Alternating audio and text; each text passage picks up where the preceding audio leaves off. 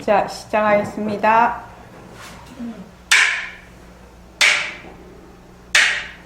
반갑습니다. 네, 반갑습니다. 먼저 입장하겠습니다.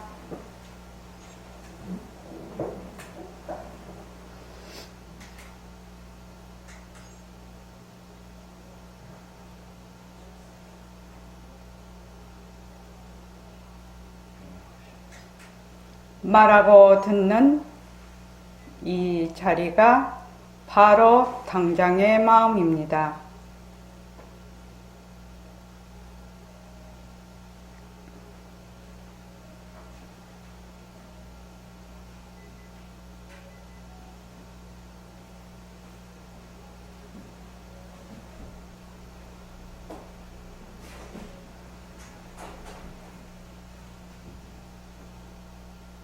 마음을 가라앉히시고 허공으로 써인 내가 듣는다.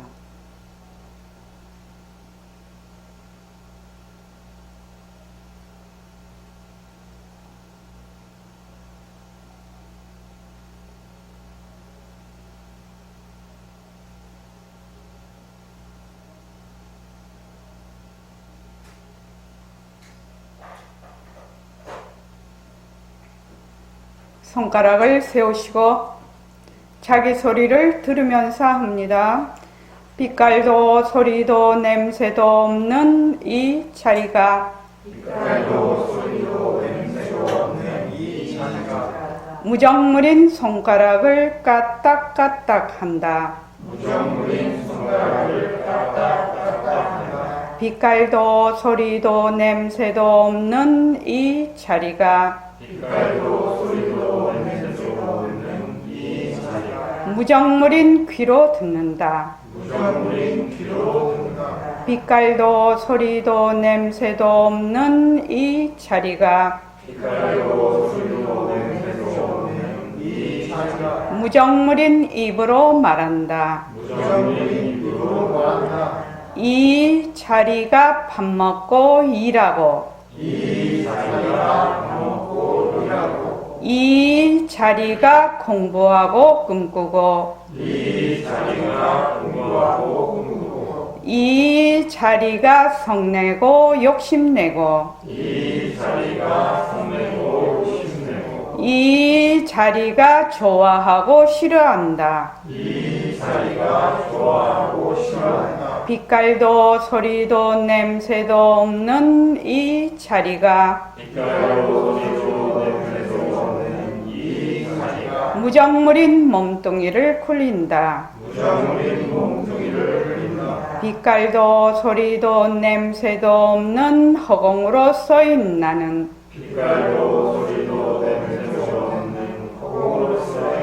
자유로운 삶의 주인으로서 애착과 집착, 탐진치를 이어서 모든 생명들과 더불어 건강하고 따뜻하게 모습을 잘 굴립니다. 예, 합장하시고 법회에 참석할 수 있도록 도와주신 불보살님과 선지식들과 모든 인연들에 감사합니다. 감사합니다. 도반님들 감사합니다. 예, 감사합니다.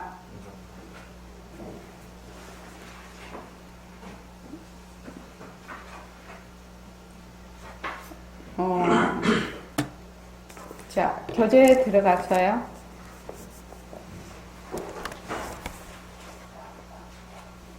오늘은 그 모습공식이 다 끝나고 그 다음 바탕공식을 할 차례인데, 바탕공식은 새말기를 하고 난 다음에 하겠습니다. 그래서 바탕공식에 있는 그 박스 안에 들은 이야기, 제가 만들어 놓은 이야기요.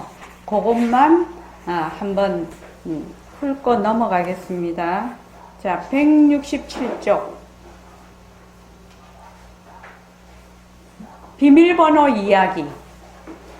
자, 옛날에는 비밀번호 이야기 제가 제법 많이 했죠.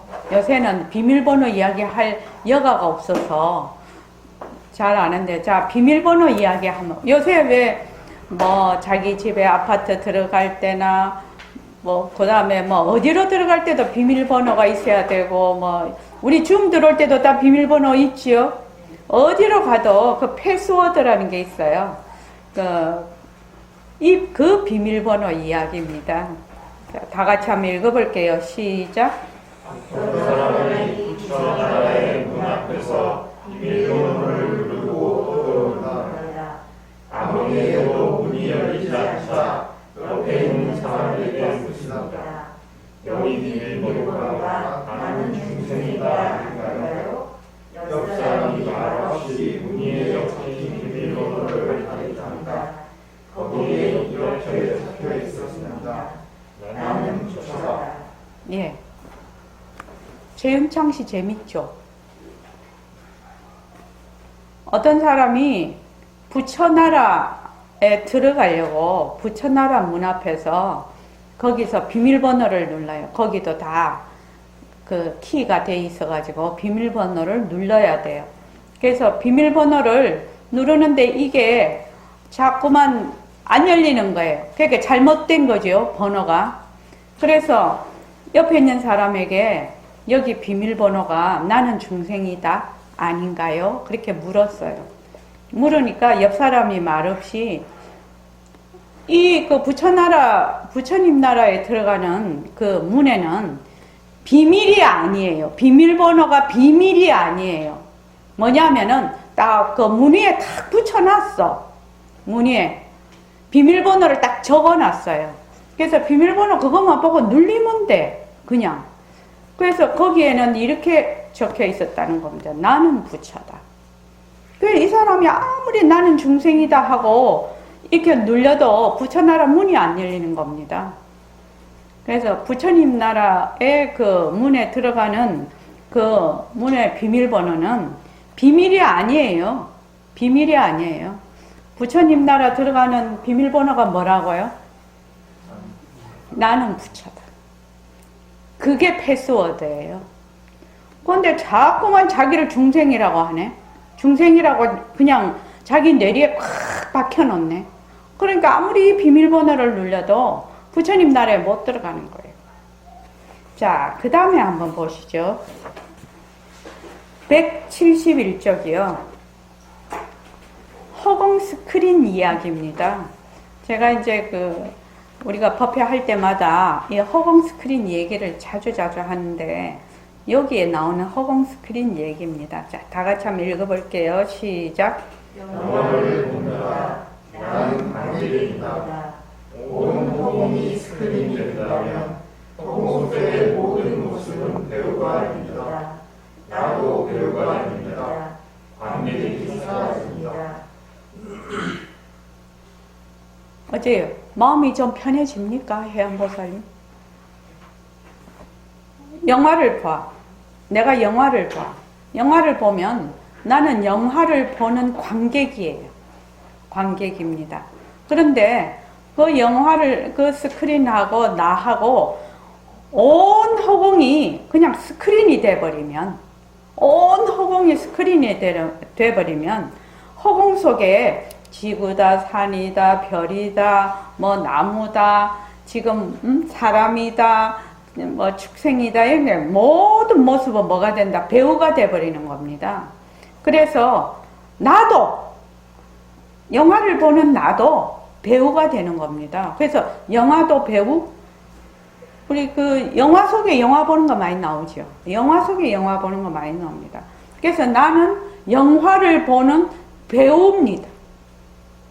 그래서 뭐가 사라진다고요? 관객이 사라져버려요. 그래서 영화 속에 있는 그 전부 배우들은 내가 관객이다. 너는 영화 배우다. 이렇지 않거든요.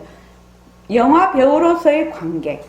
관객으로서의 영화 배우고 또 거기서 또 영화 속에 있는 배우로서의 또 배우거든요. 그래서 모든 사람이 전부 배우가 되고 모든 소품도 다 배우가 됩니다. 그런데 우리는 그렇게 생각을 안 한다 이 말입니다. 늘 내가 상경계를 보는, 내 바깥에 있는 경계를 보는 나는 관객이라고 늘 생각을 해요. 그래서 내가 늘 주체가 돼 있어요. 주체가 돼서 나 이외의 것을 보는, 그 객체를 보는, 경계를 보는 주체다. 이렇게 생각하는데, 이 주체가 그냥 스크린 안에 쏙 다 들어가 버리면 경계를 보는 배우가 되지요. 자, 그 다음에 참 어려운 말입니다. 그죠? 자, 그 다음에 176쪽이요.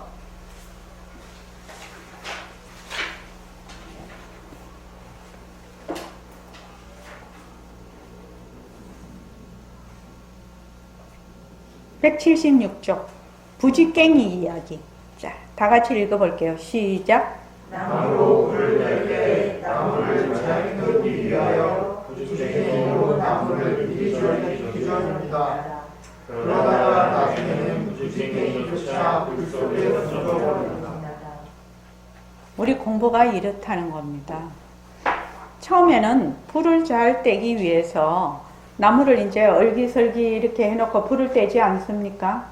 그러면은 이제 그 산소 공급이 잘 돼야 되겠죠. 산소 공급이 잘 돼야 되니까 이리저리 이렇게 해서 그 부지깽이로 불을 잘 떼다가 나중에는 뭐조차? 부지깽이조차 불 속에 집어넣죠. 이게 무슨 말인가? 잘 생각해 보십시오. 무슨 말인가? 요 지금 세 가지 이야기는 전부 다 그 뜻을 내포하고 있는 얘기입니다. 그래서 본인이 잘 생각하시기 바랍니다. 자, 181쪽이요.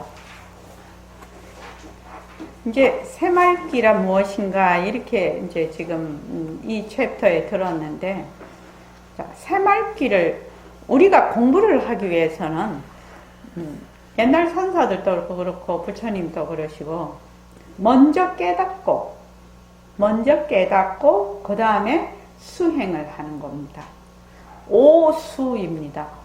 먼저 오를 하고 수한다.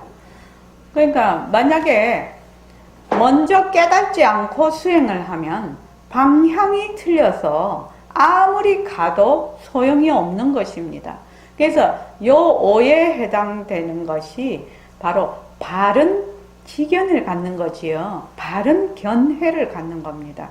다른 말로 하면 정견을 갖는 것이거든요. 그래서 백봉 선생님은 이걸 뭐라고 얘기를 하시냐면 공부의 윤곽과 바탕 이렇게 얘기를 합니다. 그래서 먼저 공부의 윤곽과 바탕을 마련한 연후에 그 다음에 이 행으로 옮겨서 그리고 그 도리를 증득하는 거지요. 증득하는 겁니다.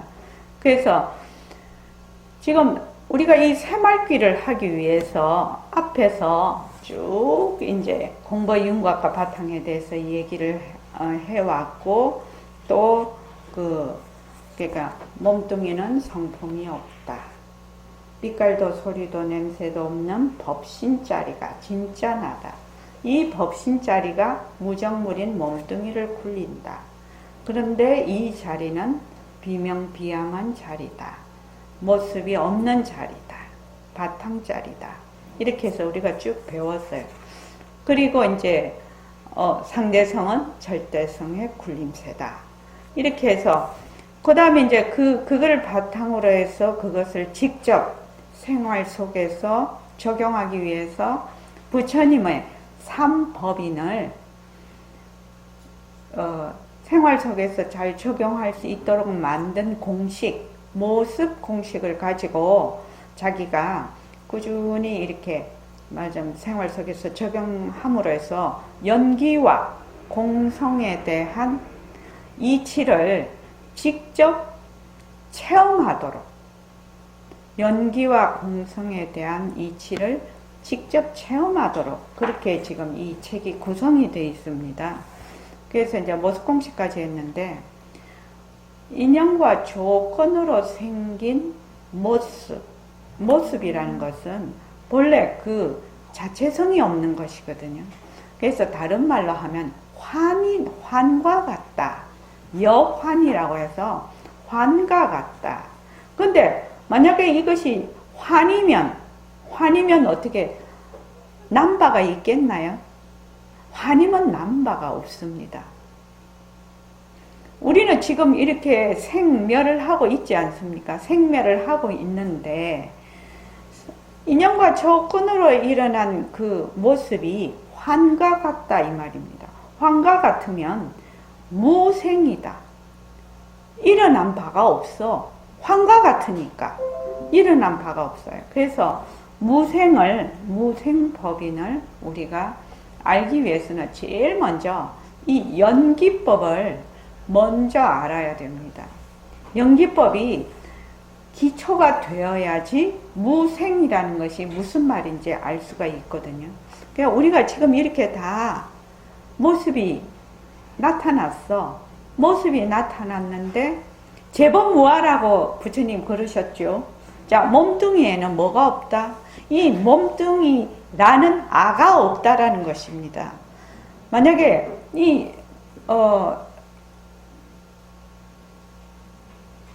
마우스면 이 마우스라는 아가 없다. 다른 말로 하면 실체가 없다는 말입니다. 뭐가 같냐면은 이런 전부 인연과 조건으로 생긴 모습은 무지개 보셨죠? 무지개 안 본 사람 없지요? 무지개가 이렇게 지금 우리가 무지개를 이렇게 비온 뒤에 이렇게 딱 보면 무지개가 진짜로 있는 것입니까? 무지개 진짜로 있는 거 아닙니다. 무지개가 그 빛과 물방울의 그 반사에 의해서 그 무지개가 생기는데 그것과 같다. 모습은 있으나 여환이다. 환과 같다. 그래서 그것이 실체가 있어서 생겼다고 할 수가 없다. 그래서 무생이다. 이런 것까지 모습 공식을 하면 그런 이치를 자기가 스스로 자꾸만 익히게 되는 거죠. 알게 되는 겁니다. 그러니까 아주 중요한 이치지요. 그래서 모든 것이 어디서부터 시작이 되면 연기법, 인연법이라고도 하지요. 연기, 인연과 조건이 있으면 일어났다. 인연과 조건이 닿으면 사라진다. 일체의 모든 모습은 자체성이 없다. 변한다. 헛것이다.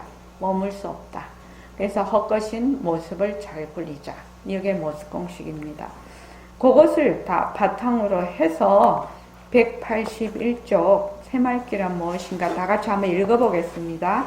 자, 시작. 우리는 앞에서 보고 듣고 말하고 감각하고 생각하는 것이 우리가 아니고 우리의 성이라고 했습니다. 네, 그렇습니다. 그런데 보고 듣고 말하고 감각하고 생각하는 우리의 성은 모습이 없어서 찾을 수 없습니다. 네, 이해하고 있습니다. 맑은 물에 흘러오르는 어떻게 됩니까?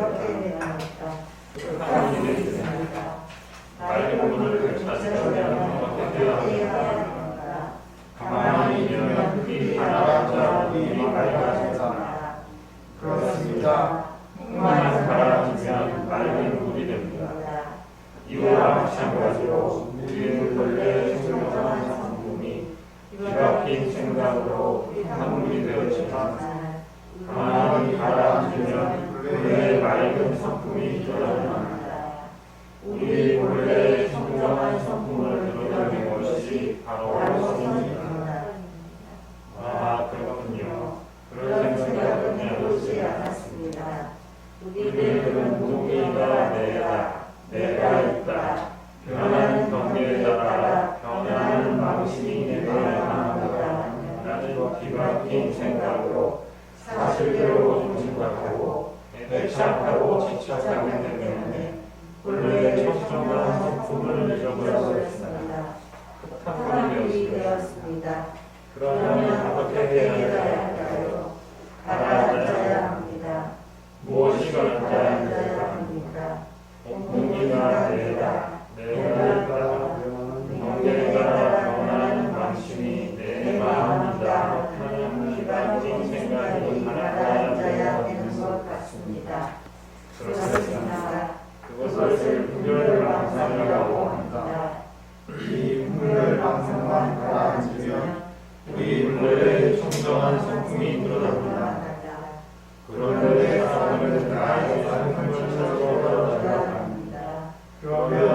수 있겠습니까? 찾을 수 없습니다. 평생 돌아다녀도 찾지 못할 것입니다. 내가 나를 찾을 수 있을까요? 불가능할 것 같습니다. 우리 본래의 청정한 성품을 드러내려면 분별 망상이 많아져야 한다고 하는데 어떻게 해야 할 수 있을까요? 글쎄요. 우리가 보고 말하고 생각하고 하는 모든 모습을 아니하지. 예, 거기까지요. 이거를 지금 앞에서 가만히 보면 우리가 어떤 식으로 공부를 해야 될지 공부 방법이 제시가 되어 있는 부분입니다.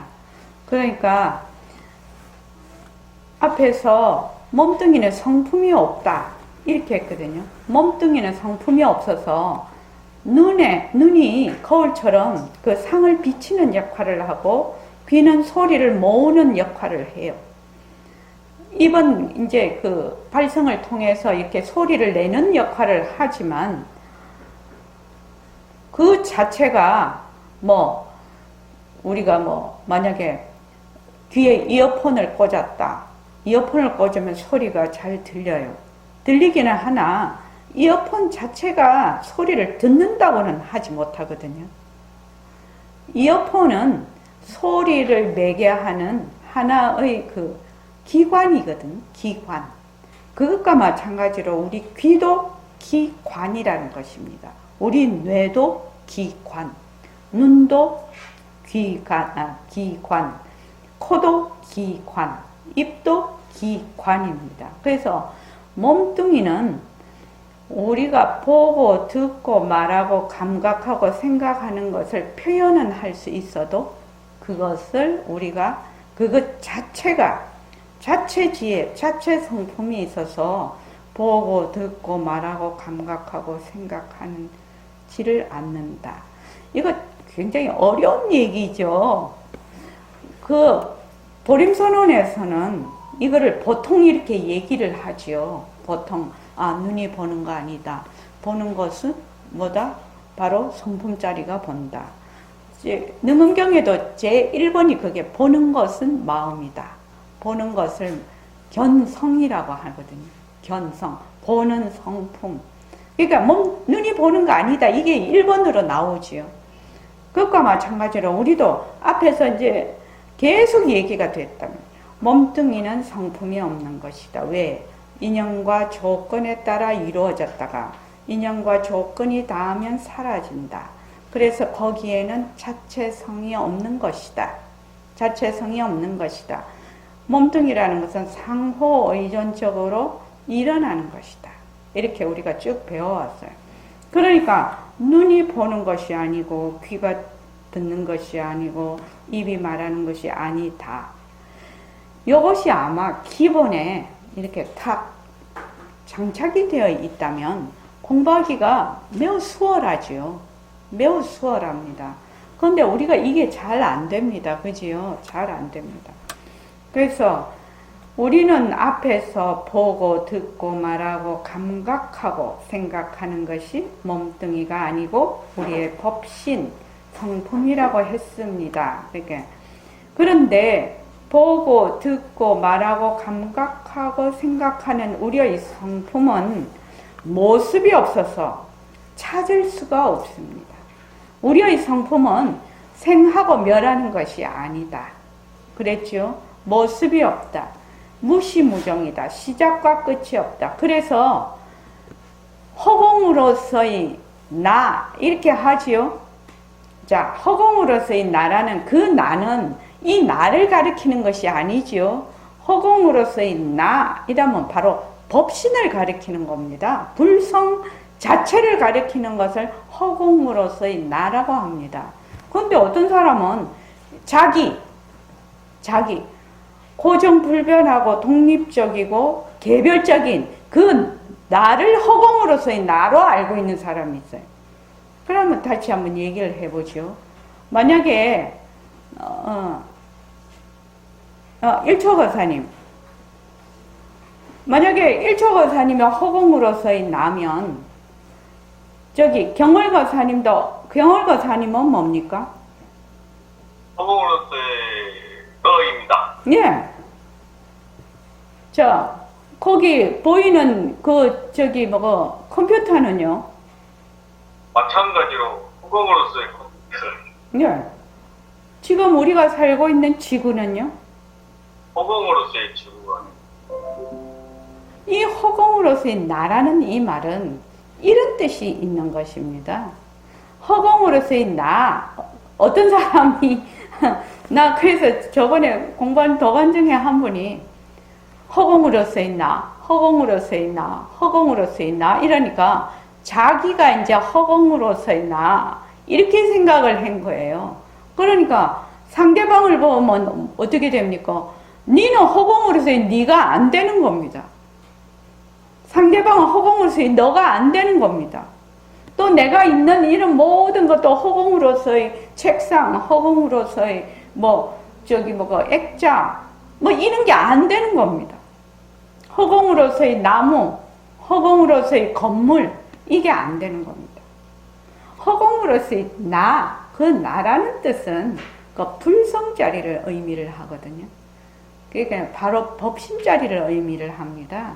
그러니까 온통 다 허공으로서의 나입니다. 온통 허공으로서의 나. 그런데 허공으로서의 너는 안 된다. 그러면 그 사람은 지금 허공으로서의 나라는 말하자면 이치를 잘못 알고 있는 거지요. 잘못 알고 있는 것입니다. 허공으로서의 나, 이 표현은 불성자리, 절대 평등성 자리, 바로 그 자리, 이 자리, 빛깔도 소리도 냄새도 없는 자리를 일컬어서 허공으로서의 나거든요. 근데 그 사람은 개별적이고 독립적이고 고정불변한 그 나에다가 자기가 허공으로서의 나다 이렇게 생각을 하는 겁니다. 그거는 천부당만부당한 일입니다. 그래서 허공으로서의 나 이러면은 본래의 말하자면 전체성을 의미합니다. 절대 평등성을 의미한다고. 그래서 허공으로서의 나, 허공으로서의 나, 허공으로서의 나, 이게 바로 마음자리입니다. 사실은요. 그러니까 허공으로서의 나 이렇게 하면은 바로 바탕자리를 드러내는 겁니다. 바로 성품자리를 드러내는 말인 것입니다. 그게 어떤 개별적인 것을 의미하는 게 아닙니다. 그것은. 그래서 우리의 성품은 모습이 없어서 찾을 수가 없습니다. 그러니까 모습이 없다는 말이 얼마나 중요한 말인가를 일요일날 굉장히 2시간에 걸쳐서 얘기를 했습니다. 자, 맑은 물에 흙을 넣으면 어떻게 됩니까? 맑은 물에 흙 넣으면 흙탕물이 되지요. 맑은 물에 커피 넣으면 커피가 되죠. 맑은 물에 설탕을 넣으면 설탕물이 되죠. 맑은 물에 소금 넣으면 소금물이 됩니다. 그래서 설탕, 소금, 커피, 흙 이런 거는 각각 그 모습은 이렇게 다 달라서 그것이 들어가면 이 물이라는 것은 그냥 가만히 있으면 오는 대로 다 받아줘. 오는 대로 다 받아줘서 설탕이 오면 니는 설탕이니까 나에게 오지 마 이렇게 안 해. 설탕물이 오면 설탕이 오면 설탕물이 되고 흙이 오면 흙탕물이 되고 이렇게 한단 말이죠. 그래서 맑은 물을 되찾으려면 어떻게 해야 됩니까? 가만히 두면 흙이 가라앉아 물이 맑아집니다. 비커에 우리 실험실 그거 할 때 비커에 물에다가 그 흙을 넣어서 흔들어 버리면 이게 흙탕물이 되는데, 그러면 맑은 물을 다시 찾으려면 어떻게 해야 되나? 가만히 두지요. 가만히 두든가 안 그러면 어떤 그걸 걸러내는 어떤 기구를 넣으면 맑은 물이 맑아집니다. 그럼 흙탕물 안에 맑은 물이 있다는 말이죠. 흙탕물 안에 맑은 물이 있다는 말입니다. 그렇습니다. 흙만 가라앉으면 맑은 물이 됩니다. 이와 마찬가지로 우리 본래 청정한 성품이 뒤바뀐 생각으로 흙탕물이 되었지만 가만히 가라앉으면 본래 맑은 성품이 드러납니다. 그래서 우리가 선 공부를 하고 있는데 선언인데 여기서는 무엇을 하느냐면 본래 우리의 청정한 성품을 드러내는 것이 바로 선입니다. 청정한 성품을 드러내는 것이 바로 선이라요. 그러니까 새말기가 빛깔도 소리도 냄새도 없는 자리, 비명비암한 그 자리가, 그 법신 자리가 무정물인 눈으로 본다. 이렇게 하면은 벌써 우리의 그 성품 자리를 드러내는 거지요. 또 이제 오늘 갔나? 내일 갈 건가? 예약을 해놨나? 빛깔도 소리도 냄새도 없는 그 법신 자리가 무정물인 손으로 빨래를 한다. 이렇게 하면 바로 법신 자리를 바로 드러내고 있는 거지요. 법신 자리를 바로 드러내고 있는 거지요. 그래서 이것이 진짜 선이라고 하는 겁니다. 그래서 여기 보림선언에 오신 분들은 적어도 뭐는 알아야 되냐면 선이 무엇인가를 알아야 돼요. 선.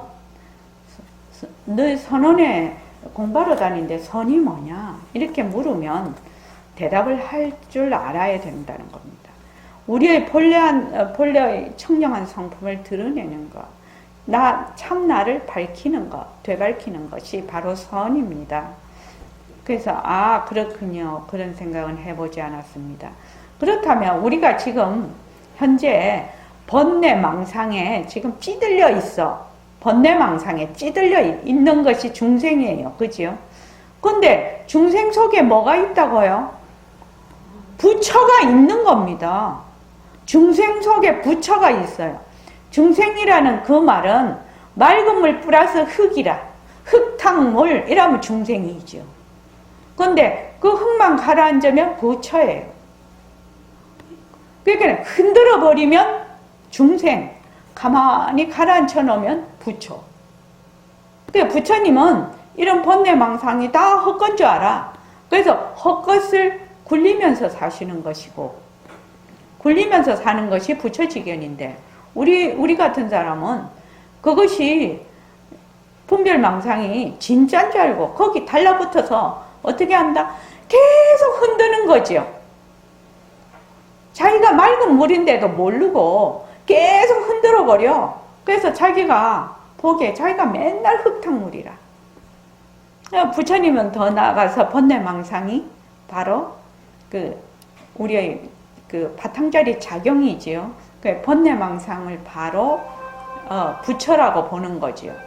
바로 부처라고 보는 거죠. 그래서 우리가 요 번뇌망상이 뭐냐면 우리들은 몸뚱이가 내가 있다. 변하는 경계에 따라 변하는 망심이 내 마음이다. 라는 뒤바뀐 생각으로 사실대로 보지 못하고 애착하고 집착하기 때문에 본래의 청정한 성품을 잊어버렸습니다. 흙탕물이 되었습니다. 그러면 어떻게 해야 될까요? 이렇게 물어요. 가라앉혀야 됩니다. 가라앉으면 되는 거죠. 가라앉혀야 됩니다. 뭘 딴 데 어디 가서 갖고 올 필요가 없지요. 가라앉기만 하면 돼요. 그러니까 변하는 경계에 따라 변하는 망심이 내 마음이다. 참말로 그렇게 하고 있거든요. 특히 연애하는 사람들 그러지요. 되게 좋아했다가 어느 날 싫어해. 좋아하는 거는 그 경계에 따라서 그 상대방이 잘하는 경계에 따라서 좋아했다가 상대방이 조금 자기의 기준이 안 맞으면 싫어져. 그 좋아하고 싫어하는 것은 진짜 마음이 아니라 망심이라요. 근데 나는 자꾸 어떻게 생각해? 그게 내 마음인 줄 알아. 우리가 자녀를 키워도 그렇죠. 사회생활을 해도 그렇죠. 경계에 따라, 반년하는 경계에 따라 내 마음이 이랬다 저랬다 그랬다 막 이렇게 흔들리면 그 흔들리는 것이 물거품처럼 이렇게 보면 좋은데 뭘로 본다? 진짜 내 마음처럼 보거든. 그러니까 그냥 분별망상에서 헤어날 길이 없는 것이죠. 그래서 우리가 특단의 조치를 하는 게 뭐예요? 그걸 탁 붙잡아서 좋다. 인연과 조건으로 생긴 좋다. 변한다 할 것이다 머물 수 없다. 싫다.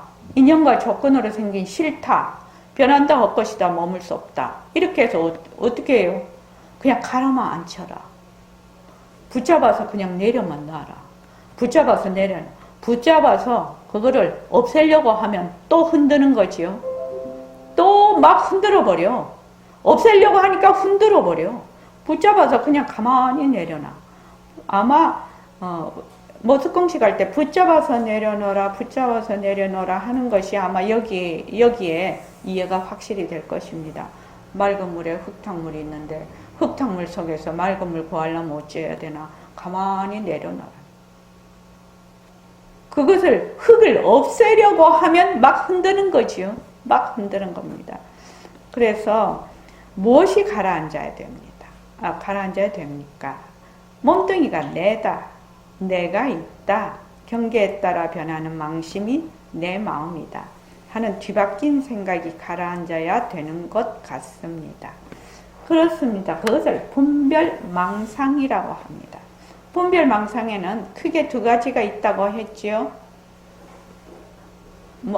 동분망견, 별업망견. 그러지요. 그래서 우리 초록은 동색이라고 같은 어병끼리 보는 그 망견이 있고요. 또 자기 혼자 보는 망견이 있어요. 우리가 지금 이렇게 사람을 이렇게 보고 나무도 보고 풀도 보고 이렇게 하는 것은 이게 보면은 우리가 저 사람 봐도 거울에 비춰서 보면 비슷하게 보거든요. 그렇게 보는 것을 뭐라고 한다? 동분망견이라고 해요. 동분망견. 그리고 사람에 따라서 자기가 가지고 있는 업에 따라서 전부 다 다르게 보지요. 또 그 기능이나 자기가 가지고 있는 고정관념이나 또 관습이나 또는 습관이나 이런 데 따라서 또 다르게 봅니다. 그거를 별업망견이라고 해요. 그래서 일체 우리가 보는 것은 나중에 가면 망견이 곧 진심이다. 이렇게 가지만 지금은 어림도 없습니다. 그렇게 갔다가는 죽도밥도 안 됩니다. 지금 현재는 아닙니다.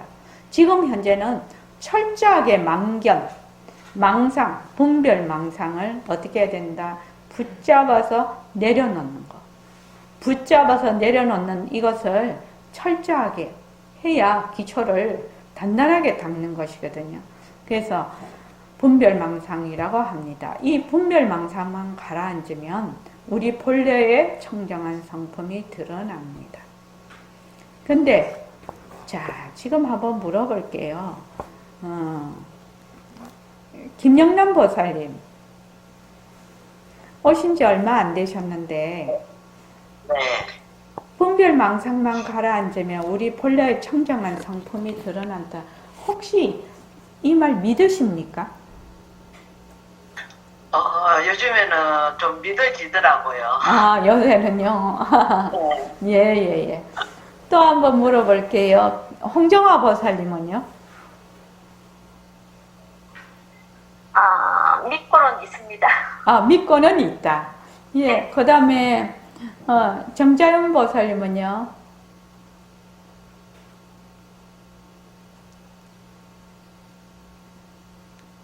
이 말이 그럴듯합니까? 저도, 좀 믿고 있어요. 좀 믿고 있어요. 좀 믿고 있으시구나. 완전히 안 믿고 계시고. 아직은 좀 잘 모르겠어요. 예. 월조 보살님.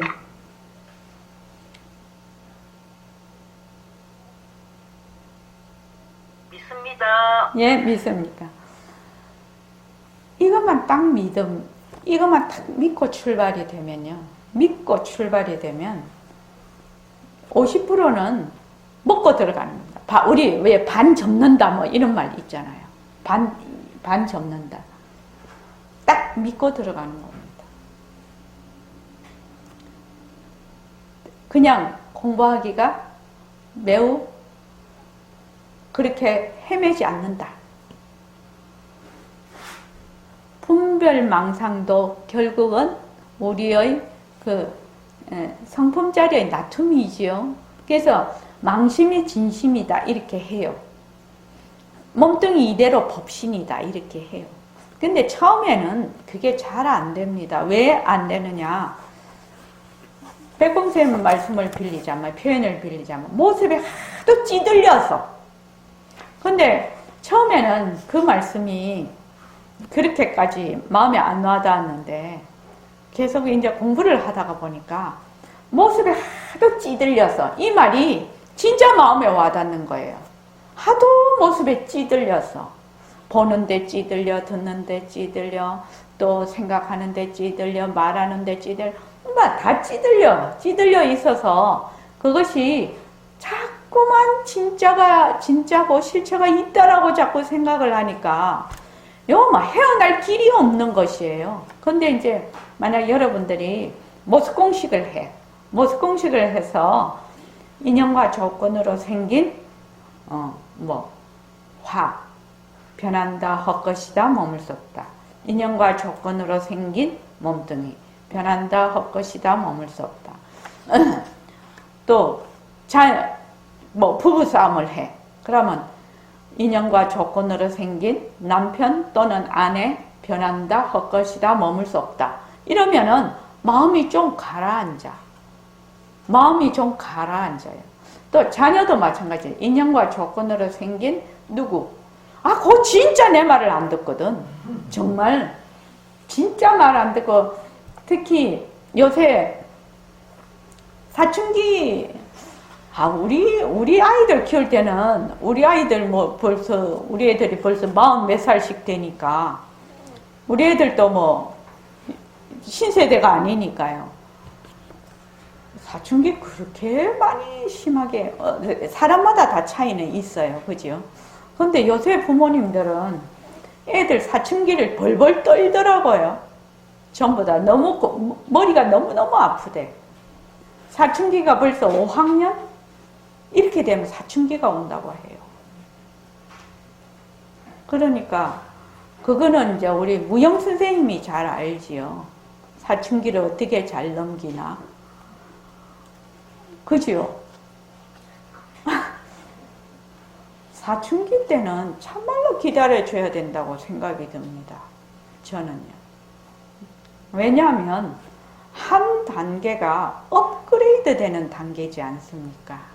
인간이 이렇게 쭉 크면서 어릴 때는 그냥 어릴 때가 제일 쉬워요.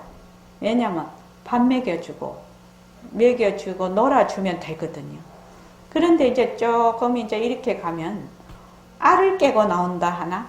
데미안 거기처럼 자기의 근데 그렇게 해야 되는 거 아닙니까? 사람이 그 성장통을 알아야 되는 거 아니냐고요. 그래야지 인간으로서의 업그레이드가 되는 거 아닌가요? 자기가 저는 그렇게 생각이 듭니다. 사실은요. 그러면 이제 그렇게 업그레이드 되는 순간에 참말로 옆에서 믿고 기다려주는 사람이 정말로 필요하거든요. 그래서 믿고 기다려주면 참 좋겠는데 안 믿어주고 안 기다려주는 거예요. 누가 제일 그러냐? 부모가 제일 안 믿고 안 기다려준다니까요. 그런데 아이들이 백봉쌤이 그때 이게 그거를 함지박이라고 하나? 거기에 놓고 이렇게 파는 아줌마들도 전봇대 옆에 가서 딱 앉는다는 것이거든요.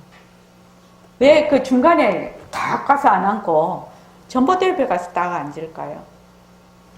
그 의지가 된다는 겁니다. 전봇대가 아무런 나무 기둥인데도 옛날엔 다 나무로 했어요. 그죠? 나무 기둥인데도 의지가 된다는 겁니다.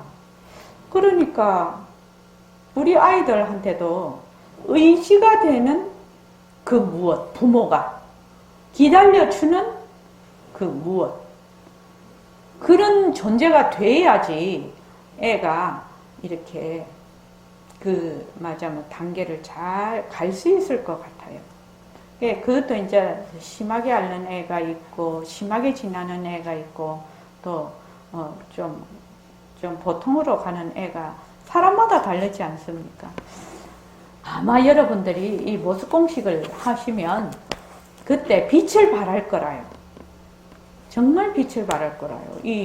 우리 불교 공부를 하면 인연과 조건으로 생긴 모습이 전부 자체성이 없고 변하고 헛것이고 머물 수가 없는 것이라는 것을 아이에게 말을 하는 것이 아니라 부모인 내가 자꾸 그거를 말하자면 인식이 돼서 자꾸 내가 내려놔야 되는 거지요. 기다려줘야 되는 거지요. 믿어줘야 되는 거지요. 그게 제일 중요하다고 생각이 드는데 이것도 마찬가지라요. 이것도요. 우리가 막 깨달으려고 막 쫓아다녀. 막 그냥 찾으러 다녀. 근데 내가 나를 어떻게 찾냐고요. 내가 나를 어떻게 찾냐고요. 그냥 낸데. 우리 그때 능엄경 공부할 때 배웠죠. 문수보살이 이 문수냐 저 문수냐 시문수냐 비시문수냐 해가지고 문수가 둘 아니라는 거지요. 문수보살이 문수가 나도 마찬가지라. 나도 그냥 나라. 그러니까 그냥 내가 나를 어떻게 찾으러 돌아다녀봐야 못 찾는다 이 말이에요. 자기 눈을 어떻게 봐요? 자기 눈을 어떻게 보냐고. 그때는 뭐예요? 내 눈이라고 끝나야 되는 거지요. 보는 이것이 내 눈이다 이렇게 알아야 되는 거지요. 눈 찾으러 돌아다니는 거 아니죠. 보고 있는 이것이 바로 내 눈이다 이렇게 생각을 해야 되는 거지요. 그러니까 내가 지금 분별망상을 일으키든 내가 보든 듣든 말하든 또 좋아하든 싫어하든 하는 것이 바로 낸데 그거를 찾으러 다녀. 그러니까 지금 어떻게 되냐면 내 성품을 찾으려면 어떻게 해야 되느냐. 찾는 것을 내려놔야 돼요.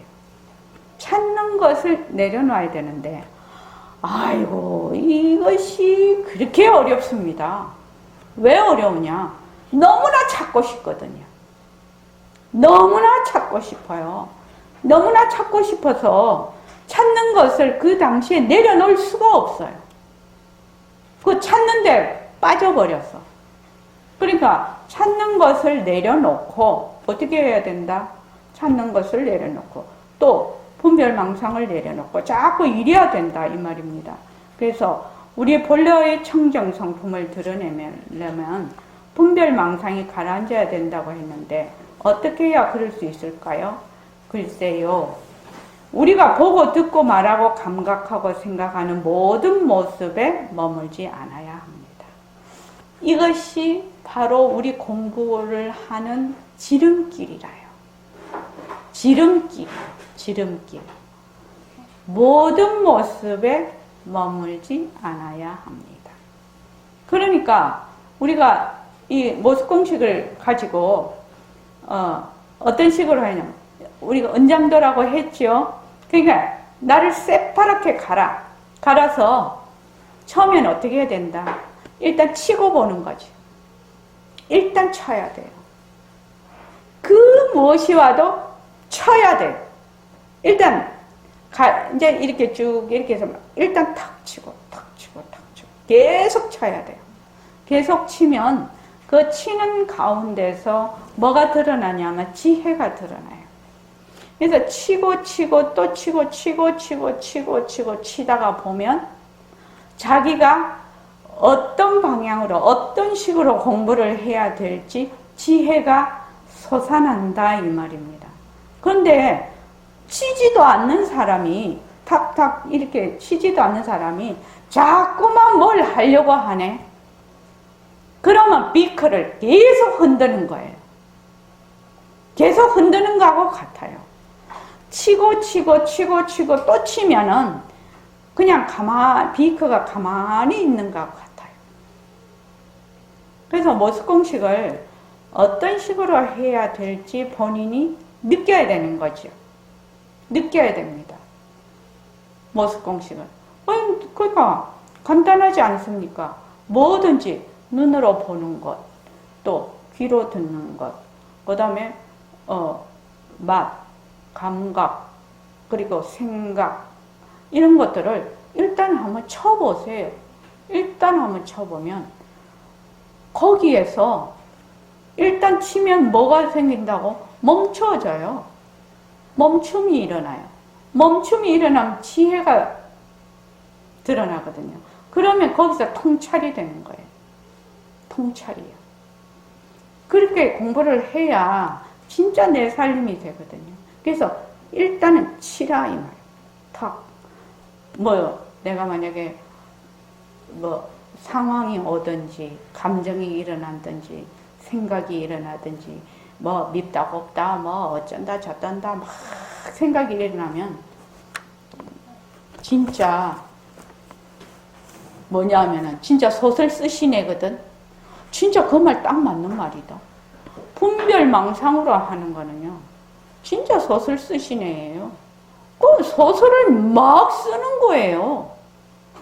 그런데 그 소설이 허망한 소설이라 거기에 무슨 실체가 있는 것이 아무것도 없어요. 그러니까 무조건 일단은 치자. 모습 공식으로 일단은 치자. 이것이 뭐냐면은 모습에 머물지 않는 것이다. 우리의 성품을 드러내려면 가장 지름길이 무엇인가? 머물지 않는 것이다. 일체의 모습에 머물지 않는 것이다.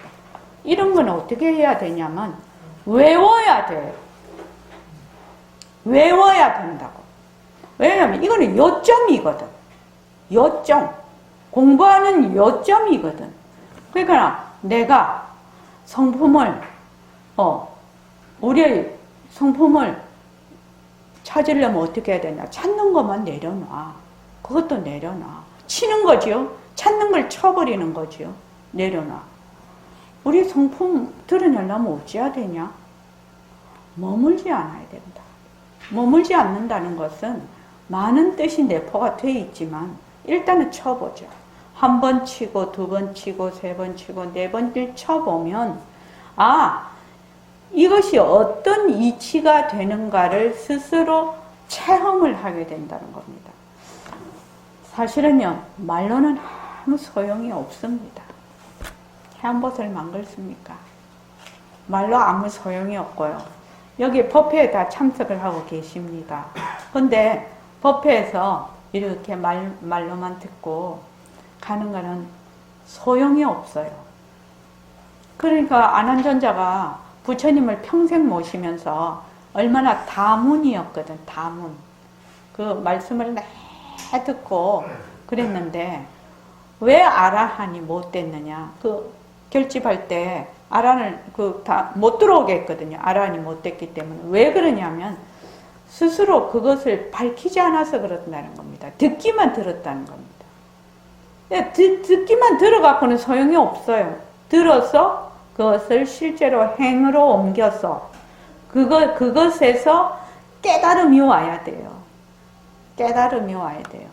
그 외에는 방법이 없죠. 자, 오늘 이만하겠습니다. 고맙습니다. 네. 비크 좀 흔들지 마세요. 비크 좀 가만히 두세요.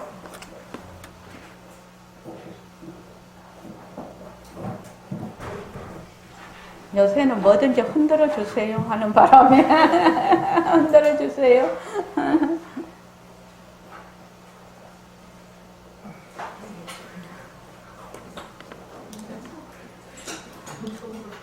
자기가 비크를 막 흔들고 있으면서도 흔드는 줄도 모르지.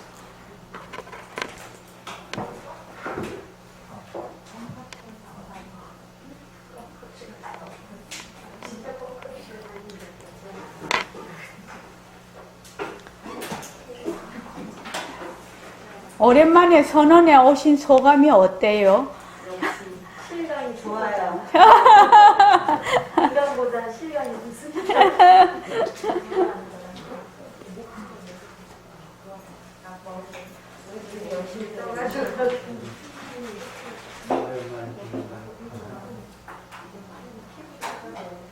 45분에 만날게요.